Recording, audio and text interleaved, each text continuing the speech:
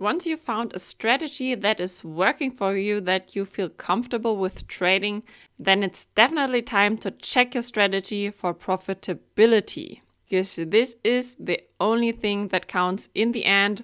Of course, you have to be comfortable with it, but of course, it has to work. For this reason, most people start and check the hit rate of the strategy. This is definitely not wrong. Of course, there are several numbers that you can check, but we will concentrate in this video on the 3 most important ones. So as mentioned before, the first one most people concentrate on is the hit rate. Let's check real quick what is the hit rate. The hit rate is how many of your trades end in a profit and how many end in a loss. For example, if your hit rate is 60%, then an average of 10 trades, 6 end in a win and 4 end in a loss. This definitely doesn't sound bad, but what does it really mean? Of course, this can't really tell us anything if we don't know how much we win with the trade and how much we lose with the trade. And this is when it comes to argument number 2, the risk-reward ratio. Because the risk-reward ratio is telling us exactly how much we are risking per trade and how much we are potentially winning. So let me do an example. This is the hit rate that we have drawn in here. And let's say our risk-reward ratio is 1:2. So this means, for example, if we are risking $500 per trade, this is our risk, then we are potentially doing a profit if the trade works out of $1,000 win. So for example, let's check if we would do a short position here. If we would catch the market right at the top, stop loss above the last high, and then our target somewhere around here, then we would have exactly a risk-reward ratio of 2. We would win the doubled amount of our initial risk if this trade works out. Now back to our hit rate with this example. With this risk-reward ratio, it would be 6 times $1,000 plus and 4 times minus $500. So in the end, after 10 trades, we would have $6,000 minus $2,000. So we would have in the end $3,000. So this would be definitely a profitable strategy. But let me do a quick example to point out the correlation between these two.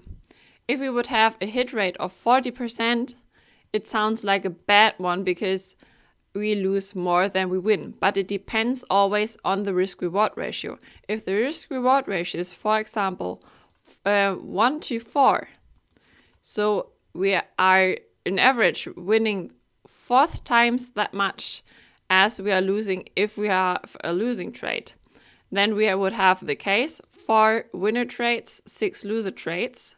So 4 times if we still stay with $500 risk. So we would have 6 times minus $500 and 4 times plus $1,000. So in the end, we would have $4,000 minus $3,000. So in the end, we would still have a profitable strategy. This is why one number is not telling you all about the strategy. You always have to look at both of them. That is really essential. So this one should be clear now, but we have a third factor, and this is trade frequency. So how many trades are we taking? And especially among beginners, this thinking is common that the more they trade, the better the output. So the trade frequency is in correlation with the output. The more trades they have, the more profits they have. But this is definitely wrong, guys, because it always depends on the quality of the trading setups that you take. if you, for example, are able to keep your risk-reward ratio, increase your trade frequency, but you totally destroy your hit rate with it, because you don't take only the good setups, the high potential ones which are exactly meeting your conditions. If you take even more because you think the more the better, and your hit rate decreases, then your profits definitely do as well. And your trades will end up like this. So no profits anymore and your trade. And this definitely ruins not only your outcome, of course, your strategy as well, because it is worthless then. So this is the reason why you should always keep those 3 factors in mind and never forget about the correlation between each of them. Try to get a good combination of risk-reward ratio and hit rate that works best, no matter if the hit rate is a little better than the risk-reward ratio or other way around. Doesn't matter as long as the combination of it works out well.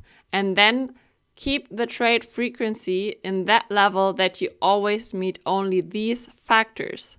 Don't trade less, because then you miss out maybe the high potential ones. With a hit rate of 1 to 2, for example, if you always miss the second winning trade, then of course your strategy cannot work out.